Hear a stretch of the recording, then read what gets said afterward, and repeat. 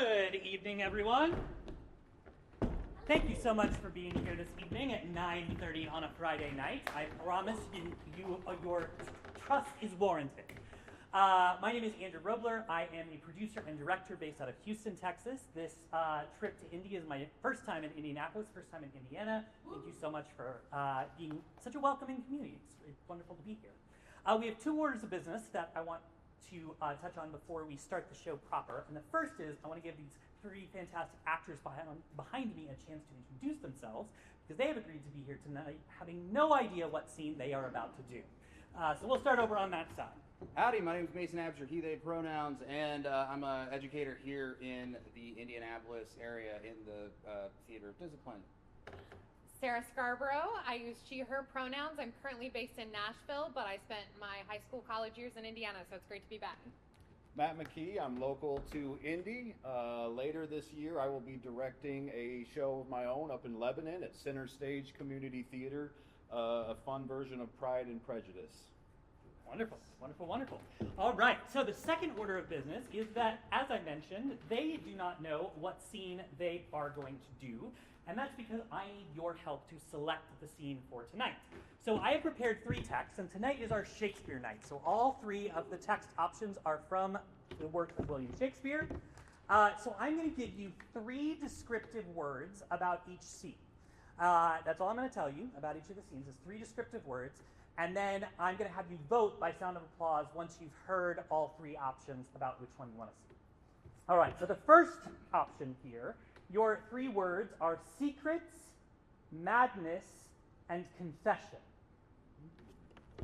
Your second option is betrayal, steal, S-T-E-E-L, and silence. Your third option is rivalry, wit, and desire. All right, so if you would like to see option one, please give me a round of applause. Okay, all right. What about option two? All right, and option three. Hey, which do we hear more from? One or three?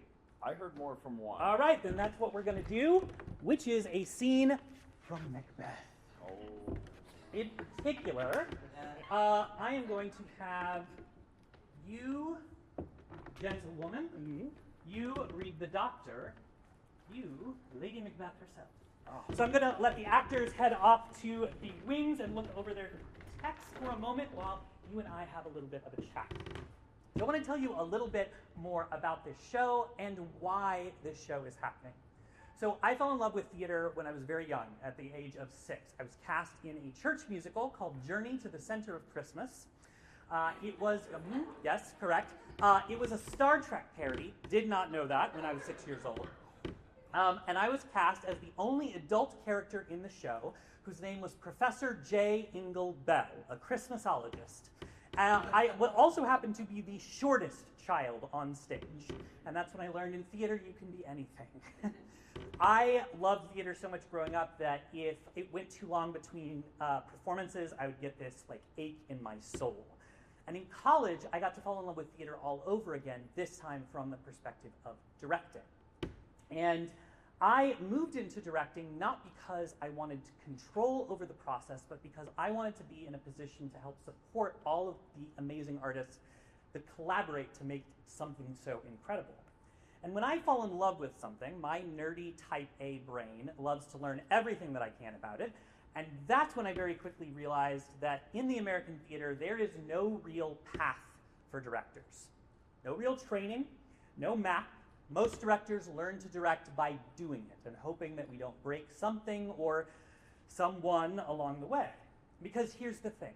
A director sets the emotional tone of a production. In the corporate world, studies show that your manager is one of the top factors in whether people thrive or burn out. And in theater, it's no different. The director is the culture setter, the emotional thermostat, the person who decides what matters. But most directors, especially in what I call upstream theater, meaning community and educational theater spaces, are just thrown into the deep end. At a low estimate, there are 30,000 directors working in those spaces each year with no training, no mentors, and no support. Just that house. And the weight that is placed on their shoulders is immense. They are told that their vision is what makes a show sink or swim. And on top of that, there's this implicit understanding that they are training the next generation of artists who will move downstream to professional theater and Broadway. Because none of us start downstream. We all start upstream and move downstream, right? And then we wonder why theater spaces can be tense, toxic, and unclear. It's not because directors don't care, it's because the system never taught them how. Which is why I built Deconstructing Directing, also the name of the company that brings you this show tonight. It is a completely 100% free online resource library for directors. It explores topics that most directors I know have never had anyone talk to them about or been able to talk about. Facilitation skills, imposter syndrome, power dynamics, regulating our own emotions, and letting go of fear-based, authority-driven models of directing that have held field hostage for way too long. It's a resource unlike any other in existence for directors, and you can check it out for yourself with the QR code on the half sheet of paper that was on your seat when you sat down.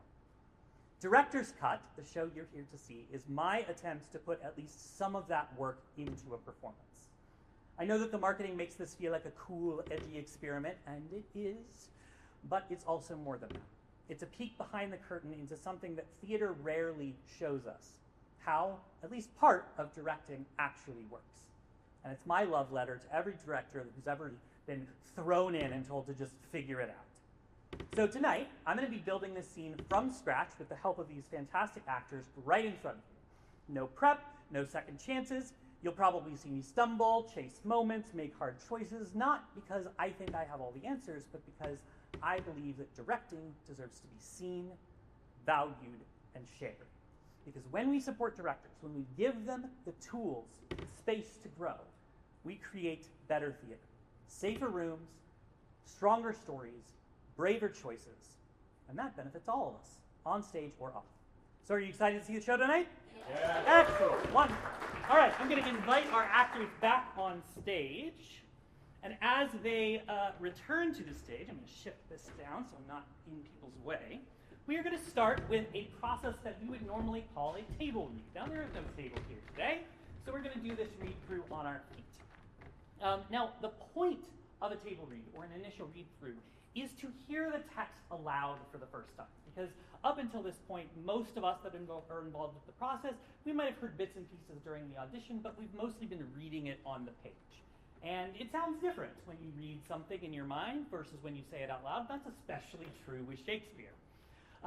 So the point of the read-through is to give everyone a chance to hear for the first time how everyone is bringing the text to life. This is not the final version of a scene. The actors may not even make acting choices during this part of the process. So today we may just have them stand and read. They may move around. They may make some acting choices as they feel led. But the point is to hear the text out loud.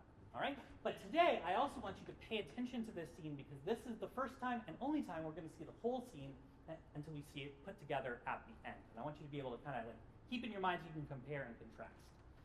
All right, so with that, we are going to see Act 5, Scene 1.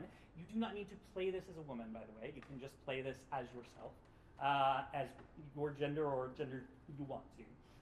So we are going to see Macbeth, Act 5, Scene 1. When you are ready, go. I have 2 nights watched with you, but can perceive no truth in your report. When was it she last walked?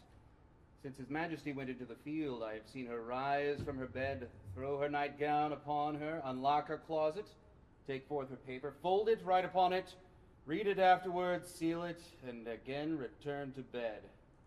Yet all this while in a most fast sleep. A great you help me with that word? Perturbation. A great perturbation in nature. To receive at once the benefit of sleep and to do the effects of watching. In this slumbery agitation, besides her walking and actual performances, what at any time have you heard her say? That, sir, which I will not report after her. You may to me, and 'tis most meet you should.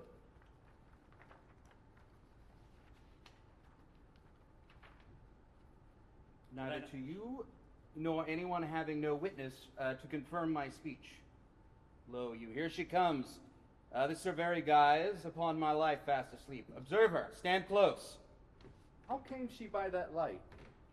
Why, it stood by her. She has light by her continually. 'Tis her command. You see, her eyes are open. Aye, but their senses shut. What is it she does now? Look how she rubs her hands. It is an accustomed action with her to seem thus washing her hands. I have known her to continue this a quarter of an hour. Yet here's a spot. Hark, she speaks. I will set down what comes from her to satisfy my remembrance the more strongly. Out. Damned spot. Out, I say. 1, 2. Why then 'tis time to do it. Hell is murky. Fie, my lord, fie, a soldier and afeard. What need we fear who knows it when none can call our power to account? Yet who would have thought the old man would have so much blood in him? Do you mark that? The Thane of Fife had a wife. Where is she now? What will these hands ne'er be clean? No more of that, my lord, no more of that. You mar all with this starting. Go to.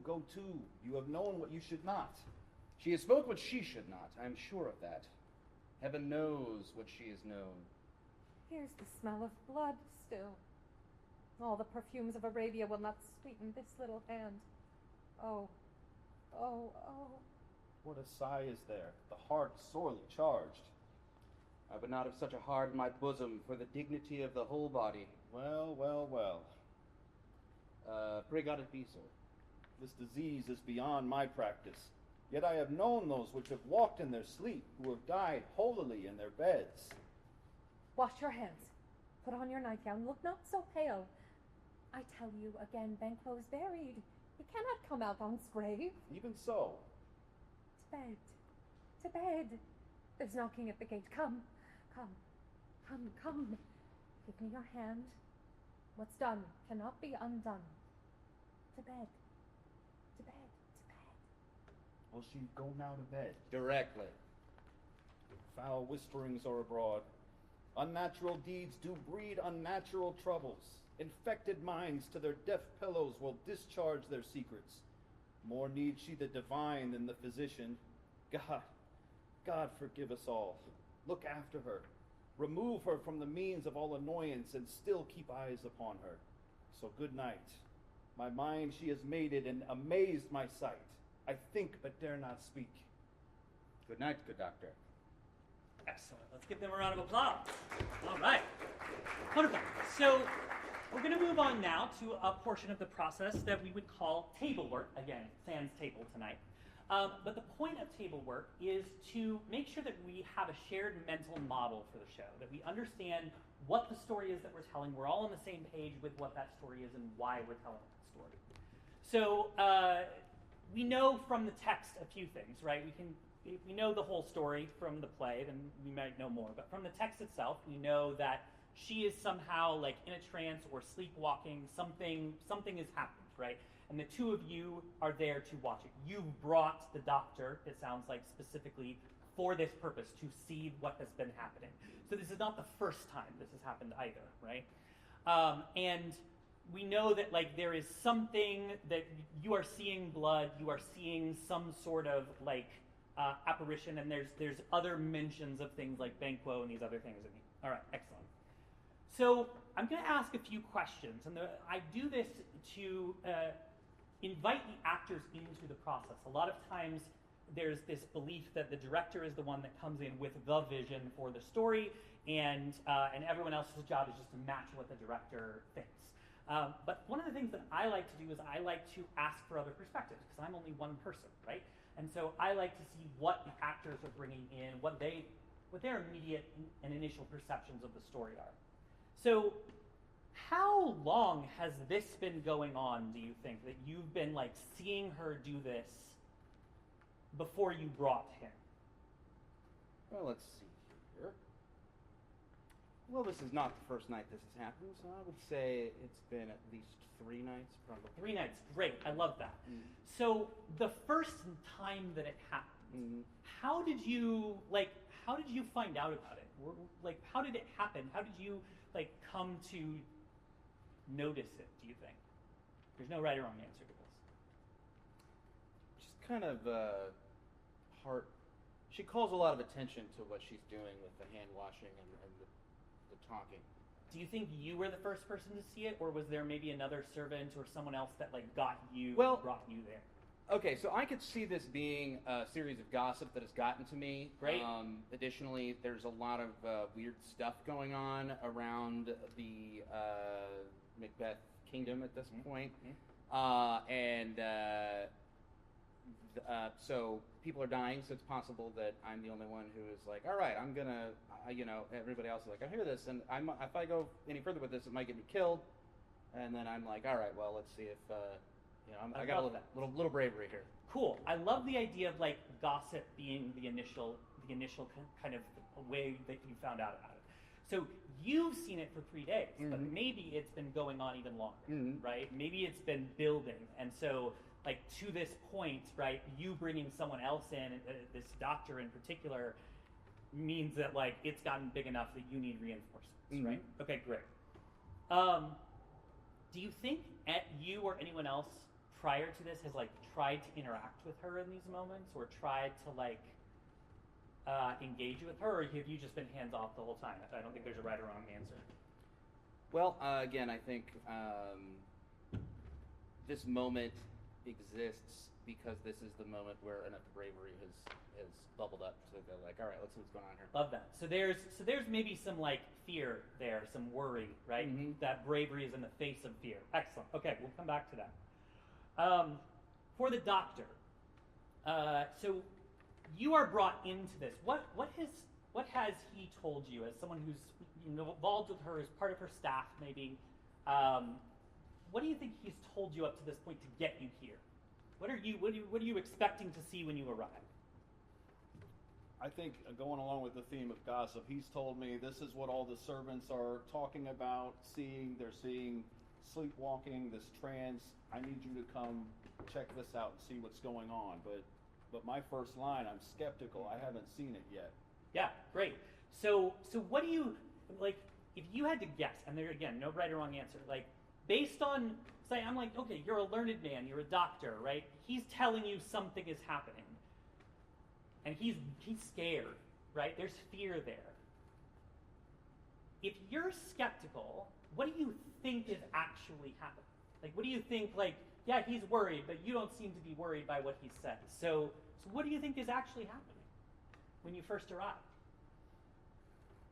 I think maybe the rumors have gotten to the point where it's been, over dramatized, and, maybe there was some talking in her sleep, but nothing to the point of what's being described. Great, I love that. So you're expecting to see like maybe some like sleepwalking and not much else, right? Okay, great.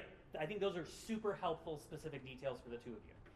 All right, so you've got a weird job in this scene, right? Because you're yourself, but you're also kind of not yourself, yeah? So what do you think has like brought her to this point? How did it initially start? Because like there's a bunch of different imagery in here. She talks about the blood, she talks about Banquo, there's like a reference to her husband's madness in the court. I think her husband has not been sleeping well, and it's been rousing her. Great. So she's not been sleeping well. Great. And she's been getting up to deal with him. Great. And it's gotten to the point that now that she's heard some of these rumors after the times that she has slept walk, that she's not letting herself sleep, and so it's getting worse and worse when she does fall asleep. Love that. Okay. So like we've got this kind of sleepless stupor almost. All right. Excellent. Which of those images, like obviously here we start with the spot, right? With the, I think that's your first line, right? Is that yeah, here's a spot. Out there, yes, here's a spot. All right, so that's the first image now, is the spot. Is that the first thing that she started? Is that the first hallucination she had when she started having hallucinations? I think her hallucination is her husband getting out of bed. Great. So she's trying to find him and then notices whatever else she notices. Love that. That's super helpful.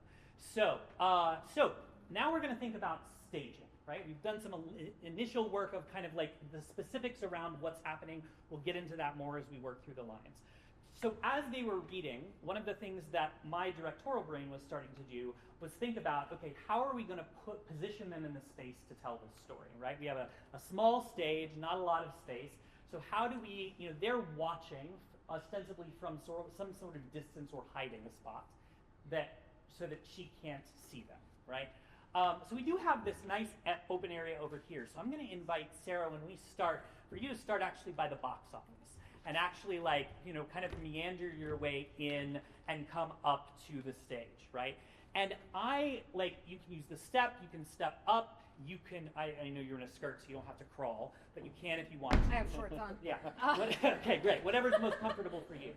So then I think with the two of you, as you come in, you have kind of the play of the stage, right? So you know that she's going to come from that direction. That's her chamber. So we'll give you that specificity of saying, we're going to keep our focus over there initially, probably. As she starts to move, what I'm going to invite the two of you to do is to actually use the stage here, right, as our kind of hiding spot, since we don't have, and we can kind of stay back in this corner. So you can sit if you want, you can crouch if you'd like, but let's keep both of you kind of pulled back upstage in this corner.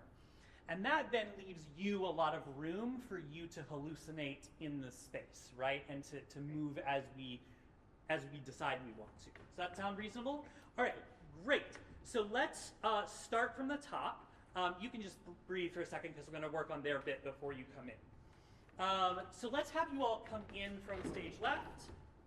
Excellent. So I'm just going to let you start those lines with that specificity in mind of that's where it's coming from. And I'll pause you if we need to as we work things. When you're ready.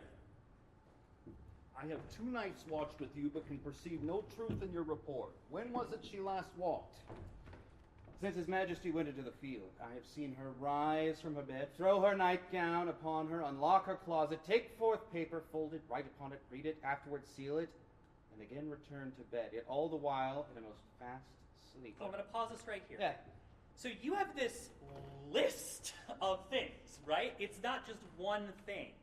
It's not just, I've seen her get out of bed 3 times, right? It's no, dude, right? Each of these is very particular. Do you think, because this is, obviously, he's been here 2 nights with you, and you've seen nothing, right? So, why this list? Well, I feel again, as weird as what's happening here is I really got to sort of set the scene for my doctor friend. Great. So lean into that choice, right? Make it clear, she did this, she does this, she does this, right? Everything is very particular. Cool, can we try that from the entrance? And how annoyed are you at being up this late 3 nights in a row? I'm not happy. Cool. Yeah. Lean into that choice too, I think. All right, as you're ready. I have 2 nights watched with you, but can perceive no truth in your report. When was it she last walked? Since His Majesty went into the field, I have seen her rise from her bed, throw her nightgown upon her, unlock her closet, take forth paper, write upon it, read it, afterwards seal it, and again return to bed, all the while in a most fast sleep. Cool, I'm going to pause you there. Lovely, lovely big choice. I appreciate it. I'm wondering where the fear is. So remember, there's still this fear here. So I think we're too loose right now. So keep the bigness of the choice that you're making, but find the layer of fear that's there, right? The fact that she has done this so many times and it's been consistently the same thing is part of what's freaky. Mm-hmm. Cool, so let's from Since His Majesty.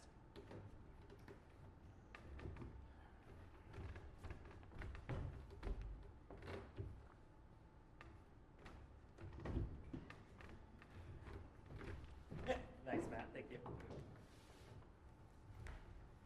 Since His Majesty went into the field, I have seen her rise from her bed. Watch your volume so we don't... Throw on her nightgown upon her, unlock her closet, take forth paper, fold it, write upon it again, read it, afterwards seal it again, and return to bed, all while in a most fast sleep.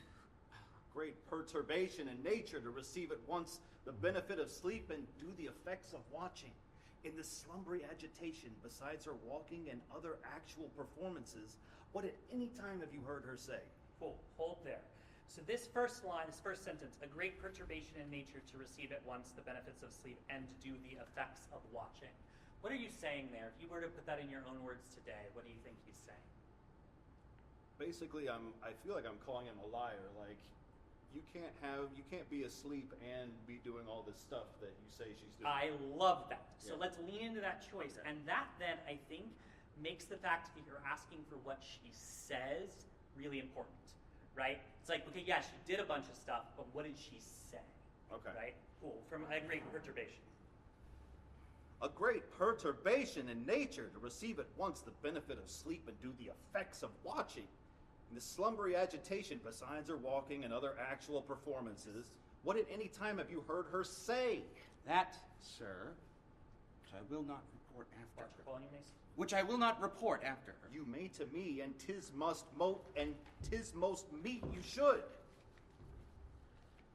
Neither to you nor anyone witness having no witness to confirm my speech. Cool. What are you saying there in your own words? If you were to put that in your words. You don't have any way to corroborate what I've heard her saying, and I don't remember the full verbatim. Great. So, yeah. Cool. Excellent. All right. Cool. And then we start your entrance. Yep. Keep going. Look! Here she comes. Lo, here she comes. This is her very guise, and upon my life, fast asleep. Observe her. Stand close. How came she by that light? Why, it stood by her. Cool. I'm going to pause you here because I want to talk to Sarah for a moment. All right. So I'd love to see how closed we can get your eyes with Okay, you still okay. being safe.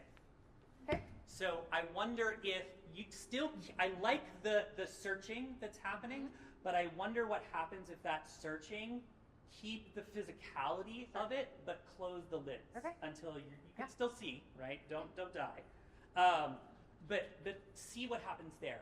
I also wonder if it's less of a direct route, Okay. right? Because there is this like trance-like, right, sleepless quality to it of being almost like dreamlike state, right? Mm-hmm. So just like in a dream, it's not going to be straight lines. It's going to be lots of curves and like meandering. Especially if you think about it like you're looking for him, right? Like you're looking this way, and then you hear something, and you're following him that way. Okay. So take your Great. time with that. You really don't need to be in your spot until the bottom of that second page. So you got time. So let's go from the gentlewoman's line, neither to you nor anyone having no witness, please. All right, cheers. Let's get the scene. Neither to you nor anyone having no witness to confirm my speech. You see her? Lo, you. Here she comes. This is her very guise, and upon my life, fast asleep. Observe her. Stand close. How came she by that light? Why, it stood by her. She has light by her continually. 'Tis her command. You see, her eyes are open. Aye, but their senses are shut. What is it she does now? Look how she rubs her hands. It is an accustomed action with her to seem thus washing her hands. I have known her to continue this a quarter of an hour. Yeah, tears of spot. Great. Pause right there. Feel free to set the candle down. Okay. Like when you get to the edge of that curtain, because that was a nice spot. Great. Like feel free to set it down at that point and then move away Great. from it. Yeah. But let's just keep going from here's a spot. So she's in a trance, right? Or she's her mental faculties are not all there at the moment. So when she sees the spot, what does that mean to her? The fact that there's a spot there. I mean, it's evidence of what's happened in a visible way. Great. And what does that mean?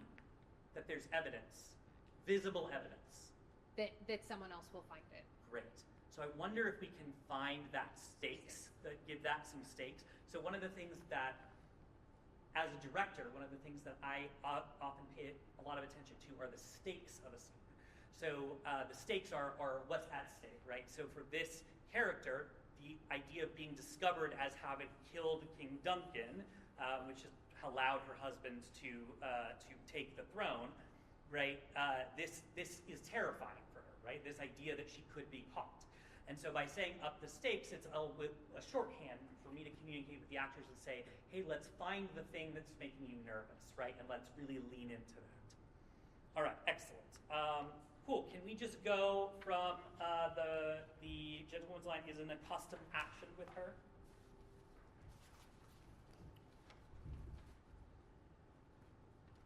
It is an accustomed action with her to seem thus washing her hands. I have known her to continue in this a quarter of an hour. Yet here's a spot. Hark, she speaks. I will set down what comes from her to satisfy my remembrance the more strongly. Out, damned spot, out, I say. 1, 2. Why then 'tis time to do it. Hell is murky. Fie, my lord, fie, a soldier and afeard. What need we fear who knows it when none can call our power into account? Yet who would have thought the old man would have had so much blood in him? Cool, let's pause there. How'd that first spot feel? Yeah, I love that. All right, so let's break this down, because you're going out of order here, right? Like, we're referencing some events that have happened in the wrong order. So this 1, 2, I think you're hearing the clock, right? So this is a reference back to the scene where they killed Duncan. Why 1, 2, why then 'tis time to do it is one thought, is one moment, right? Then, hell is murky, fie my lord, fie, a soldier and afeard, right? That's a reference all the way to none can call our power to account. That's him coming back and not being able to kill Duncan, right? And then, yet who would have thought the old man to have so much blood in him is after you have killed Duncan. So take your time with these shifts. I'm going to give you that permission to let the outdam spot, and feel free, Sarah, to grab your skirt. I mean, think about the what's at stake, right? And the it can be multiple spots, right? It can be that one spot, and then no, and then another, and then another, and then another, and then something shifts, boom, and then take that time to whatever that next thing is for you. That's the fun that you get to have. So let's go again from Heart She Speaks, please. Real quick, when I say I will set down, does that mean I will write down what comes from her? Yes. Okay. Great observation. Actually, let's go from yet here's a spot. Thank you. Yet here's the spot. Hark, she speaks. I will set down what comes from her to satisfy my remembrance the more strongly. Out, damned spot, out, I say. 1, 2. Why then 'tis time to do it. Hell is murky. Fie, my lord, a soldier and afeard. What need we fear who knows it when none can call our power to account? Yet who would have thought the old man would have so much blood in him? Great. So here's a moment. So I love the impulse to come this way. Let's lean into that impulse. Let's have that second bit with your husband, right? Hell is murky. Take that cross all the way left. Okay. Right? So the reason that I'm thinking about this is because I'm going to give them a chance to react to something, right? So that you're here, none call it power to account, right? And then let's have that moment with your hands turn and cross this way by them until here for yet who would have thought. So don't say the line until you're back to profile, just for the audience's sake. That means that you two get to have a reaction. The moment she turns, right, you're like one of those games where you're trying to escape the soldier, and there's a cone of vision, right? So think of her cone of vision as coming here, and what does that do for you? Do you get smaller? Do you step back? Do you freeze? What do you do, right? so that then by the time she crosses past you, clearly not seeing that, do you mark that, right? Do you hear that? Did that happen to you too? Did you see that, right?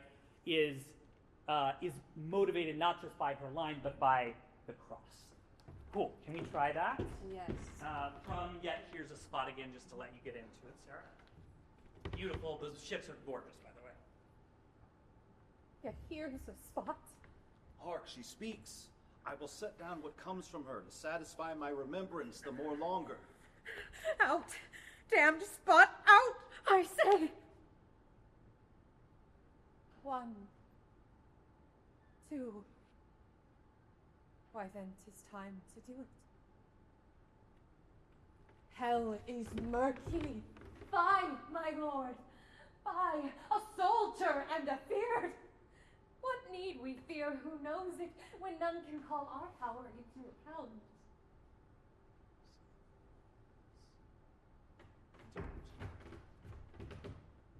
Yet who would have thought the old man had so much blood in him? Do you mark that? The Thane of Fife had a wife. Where is she now? What will my hands ne'er be clean? No more of that, my lord. No more of that. You mar all with the sword. Great, let's pause right here. So there's an interesting thing about this line. The Thane of Fife had a wife. Where is she now? So we're talking about Macduff, right? He's the Thane of Fife. So Macbeth has his family killed. And there's this kind of allusion in the text earlier that he doesn't tell his wife that he did that. So the fact that she says this here, right, there's almost something like prescient about it. There's almost something of like, she knows. She knows that something happened. She may not like consciously know, but her subconscious knows. So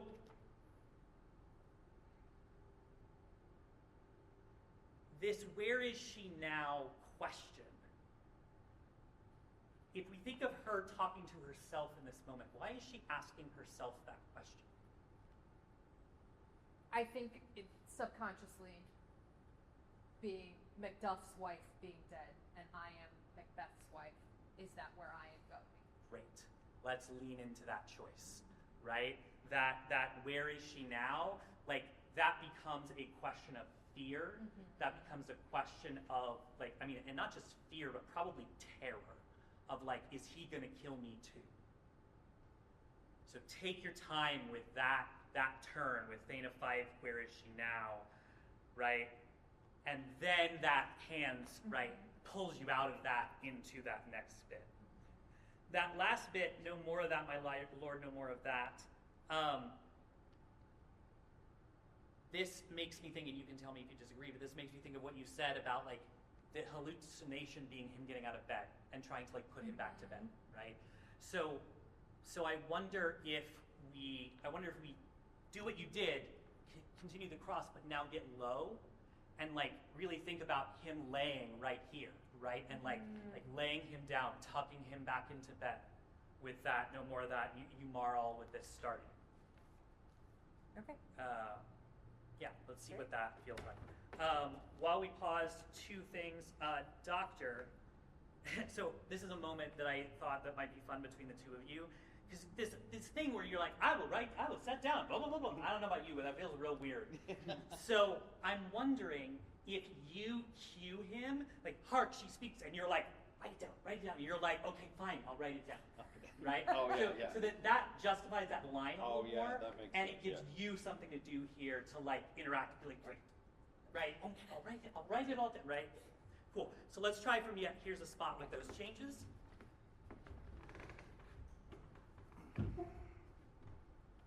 Yet here's a spot.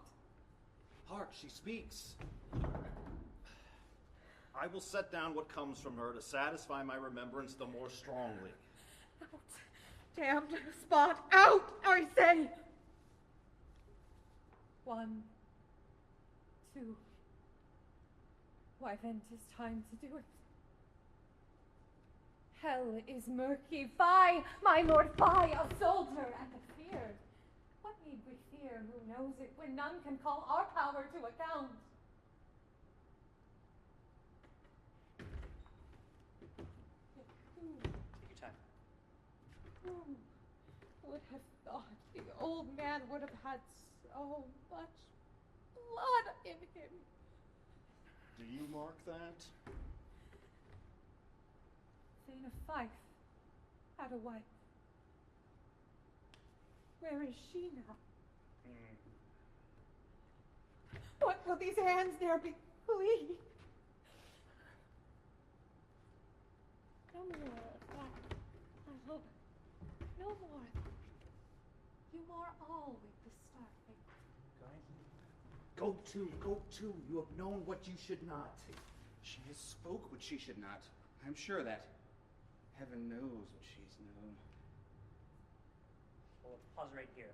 So, what has happened for you two in this moment, in particular for the doctor, that you have this reaction? I feel like we're hearing too much here. Right. So you're putting the pieces together. Yeah. Right. Thane of Fife, you know that Macduff's family got killed, right? Because that's news that's made here by this point, right? So Thane of Fife, the old man had so much blood in him, right? It's probably already rumored that the Macbeths killed Duncan, right? So as each of these are happening, right, let that sink into your breath, right? That anxiety, right? Of like the kind of, you know, when you realize that like, oh fuck, we're in the wrong place at the wrong time, right? Bring that into your breath, bring that into your body, right? So that then by the time we get to go to, you're already breathing with that anxiety, yeah? Cool. We're just gonna keep going for time's sake. When we come back to this, from out damn spot out, I say, take your time. Take your time. I guarantee you, like, as long as you're in each moment, it's okay if there's silence, right? Like, that out, I say, like, getting to see you deteriorate is beneficial for us for the story, yeah? So stay there even after the line, right? And then, boom, right? And each of those turns, you can do the same thing. That, so much blood in you, take your time. And don't feel like you have to be silent. You can whimper, you can whine, you can, right? Half words, you can, right? And that'll help you feel better and feel less awkward about the silence. Cool. Let's go from where we are. Let's go from go to, right there. Actually, I'm sorry. Can we go from the Thane of Fife just so that they can build there?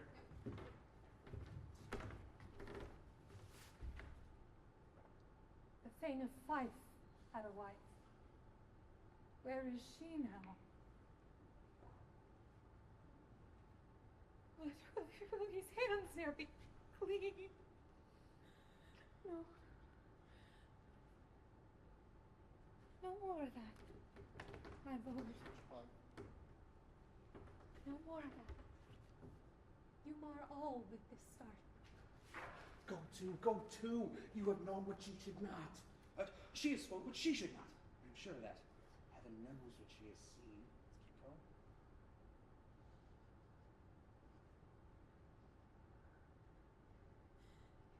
Here's the smell of blood still. All the perfumes of Arabia will not sweeten this little hand. Oh.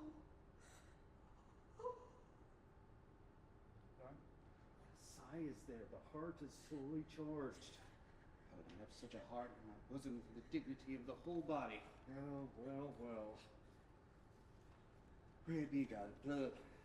Pray God if he said. This disease is beyond my practice. Yet I have known those which have walked in their sleep, who have died holily in their beds. Wash your hands. Put on your nightgown. Not so pale. I tell you yet again, Banquo's buried. He cannot come out his grave. Even so? Cool, let's pause right here.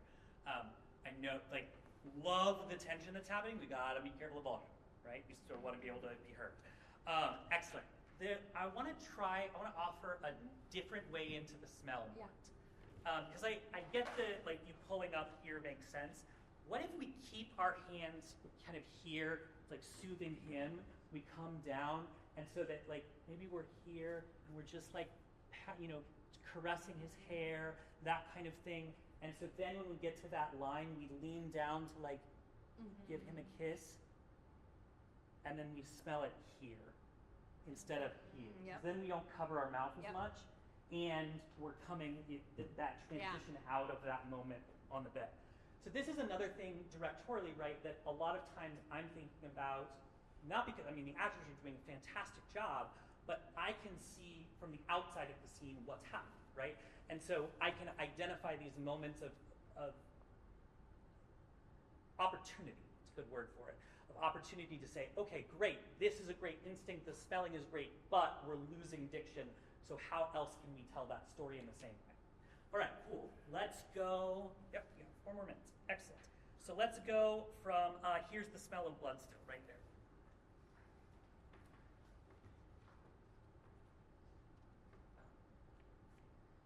Here's the smell of blood still. Oh, the perfumes of Arabia will sweeten this little hand. Watch your volume. Oh. What a sigh is there. The heart is sorely charged. I would not have such a heart in my bosom for the dignity of the whole body. Well. Pretty gotta be, sir. This disease is beyond my practice. Yet I have known those which have walked in their sleep who have died holily in their beds. Wash your hands. Put on your nightgown. Look not so pale. I tell you yet again. Banquo is buried. He cannot come out his grave. Even so? To bed. There's knocking at the gate. Come. Give me your hand. What's done cannot be undone. To bed. Cool. I want to do one more physical moment here. I want to try it and see how it works. So as you come, let's repeat our moment. Come, here, right? So not looking directly at them, but give me your hand here, Okay. right? And decide. Do you reach for it? Do you not? Do you let him? Do you not? Right? But let that come, give me your hand. Wait a beat. If he doesn't give you his hand, totally fine. If he does, right? Stay there, right? But don't look at him, Yeah. right? Stay there for that one sentence after that, and then to bed. Yeah. Let's see how that plays visually. Great. To bed from there, please. To bed.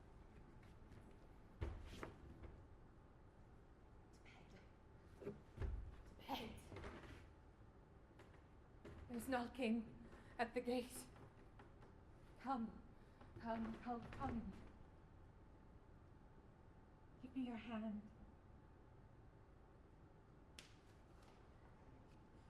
What's done cannot be undone. To bed.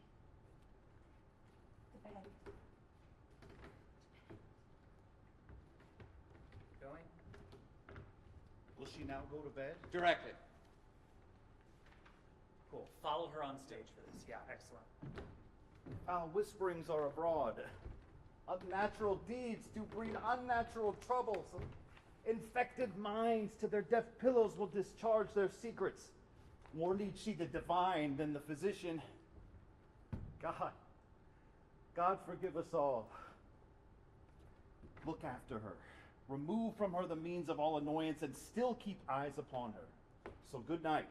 My mind she has mated and amazed my sight.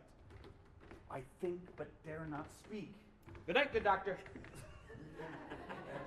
Cool. All right, so hold on for just a second there.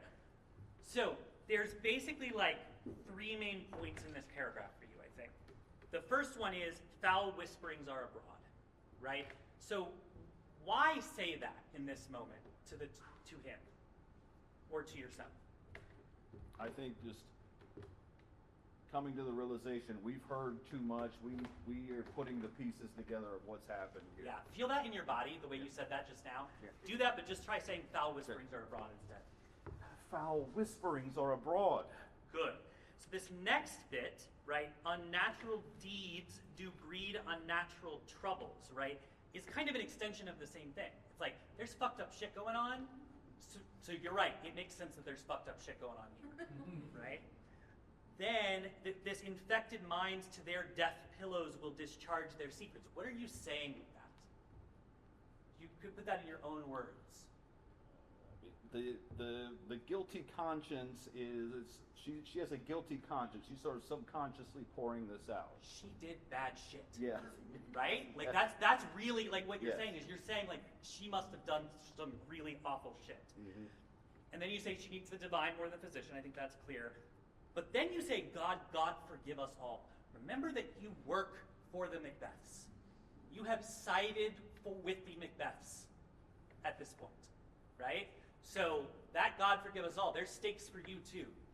Because you're working for a king who killed the previous king, probably killed his best friend, and probably killed the family of his enemy. Cool. Can we do just that line, just foul whisperings through the end? I like the impulse. Let's not make it quite so comedic. Yeah. Cool. All right, excellent. Let's go from foul whisperings, and we'll run the scene. Foul whisperings are abroad. Unnatural deeds do breed unnatural troubles. Infected minds to their deaf pillows will discharge their secrets. More need she the divine and the physician. God forgive us all. Look after her. Remove from her the means of all annoyance and still keep eyes upon her. So good night.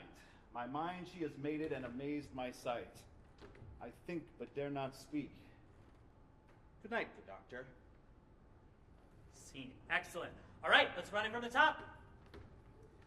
All right, here we go. All right, a staged version of Macbeth, Act 5, Scene 1.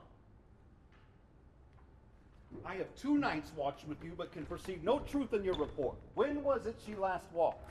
Since His Majesty.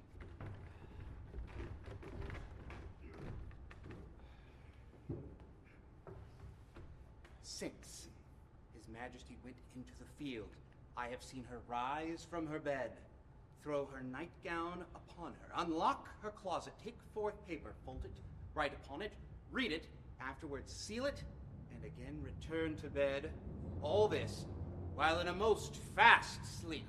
A great perturbation in nature to receive at once the benefit of sleep and do the effects of watching. In this slumbery agitation, besides her walking and other actual performances, what at any time have you heard her say? That, sir, which I will not report after her. You may to me, and 'tis most meet you should. Neither you nor anyone having no witness to confirm my speech. Look, here she comes. This is her very guise, and upon my life, fast asleep, observe her. Stand close. How came she by that light? I had stood by her. She has light by her continually. 'Tis her command. You see her eyes are open. Ah, but her senses are shut. What is it she does now? Look how she rubs her hands. It is an accustomed action with her, to seem thus washing her hands. I have known her to continue this a quarter of an hour. And here's a spot. Hark, she speaks. Not. I will set down what comes from her to satisfy my remembrance the more strongly.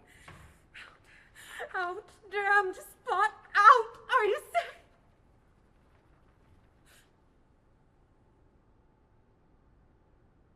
One, 2.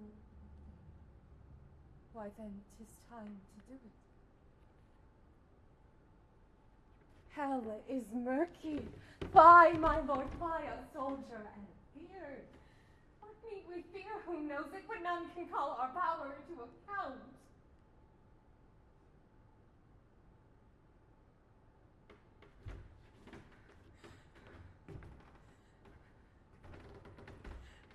Who would have thought the old man would have had so much blood in him? Do you mark that? Thane of Fife had a wife.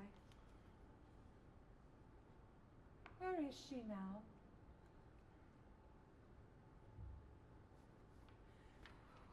What will these hands ne'er be clean?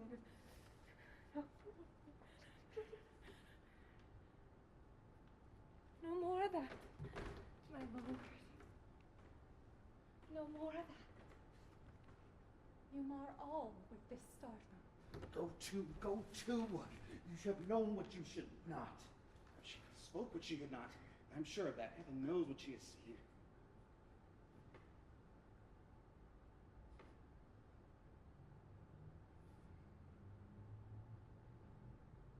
Here's the smell. Blood still. All the perfumes of Arabia will not sweeten this little hand. Oh. What a sign is there? The heart is sorely charged. I would not have such a heart in my bosom for the dignity of my whole body. Well.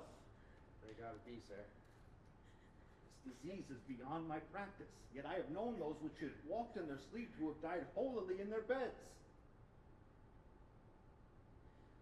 Wash your hands. Put on your nightgown. Look not so pale. I tell you yet again, Banquo's buried. He cannot come out's grave. Even so? To bed. To bed. There's no gaze.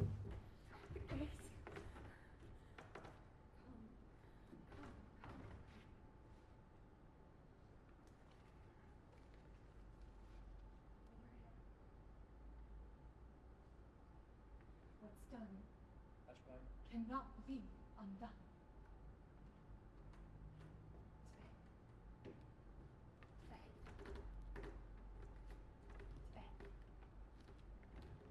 Will she now go to bed? Directly.